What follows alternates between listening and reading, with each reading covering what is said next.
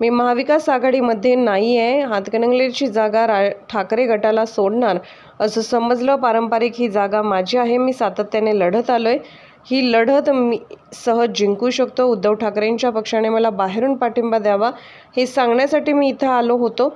सकारात्मक चर्चा झाली पण निर्णय झालेला नाही। अजून महाविकास आघाडीची जागा वाटपाबाबत चर्चा चालू आहे, आमचा प्रस्ताव विचाराधीन आहे असं सांगितलं।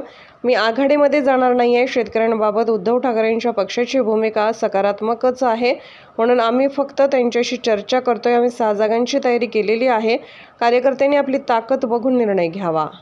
मी महाविकास आघाडीमध्ये नाही आहे हे 100% बरोबर आहे आणि महाविकास आघाडीमध्ये जाण्याचा प्रश्नच येत नाही। यापूर्वी सुद्धा मी वेळोवेळी स्पष्ट केलेलं आहे। मुद्दा हा आहे की त्या ठिकाणी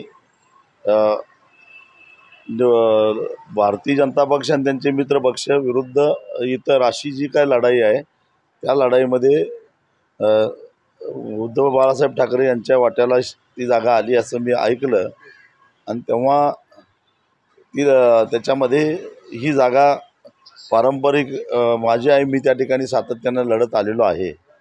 तेव्हा आघाडीनं उमेदवार उभा न करता किंवा शिवसेनेनं उमेदवार उभा न करता मला बाहेरून पाठिंबा द्यावा आणि ही लढत मी सहज जिंकू शकतो हे सांगण्यासाठी म्हणून मी आज या ठिकाणी आलेलो होतो।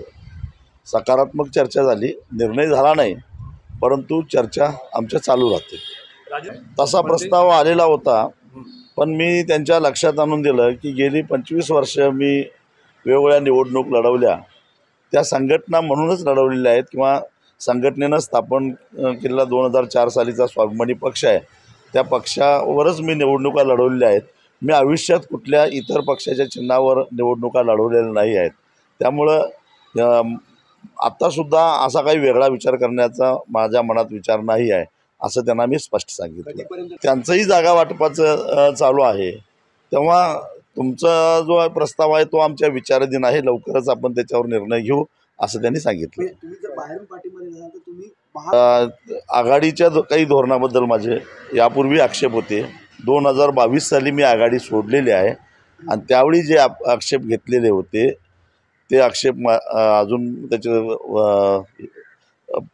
हे झालेलं नाही, त्याचं खुलासा झालेला नाही। उदाहरणार्थ आज 12 जिल्ह्यामधून जाणारा जो शक्तिपीठ महामार्ग आहे त्याच्यामध्ये 27,000 एकर जमीन शेतकऱ्यांची जाणार आहे आणि अक्षरशः कवडीमोल किमतीनं जाणार आहे। ती दुरुस्ती कधी झाली?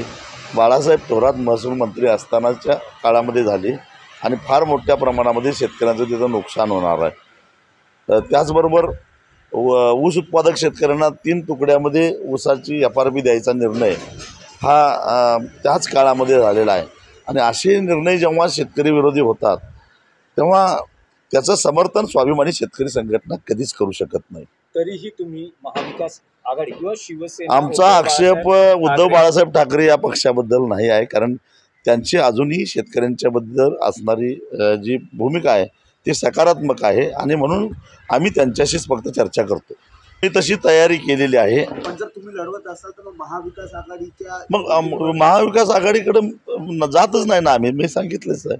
आम्ही 6 जागांची तयारी केलेली आहे, पण तो निर्णय आम्ही कार्यकर्त्यांच्यावर सोपवलेला आहे। कारण तुम्हाला माहिती आहे की आम्हाला काही कुणी इलेक्ट्रोल बॉन्ड देत नाही किंवा कोणी पैसे देत नाही, कार्यकर्त्यांना पदरमोड करून निवडणुका लढवाव्या लागतात।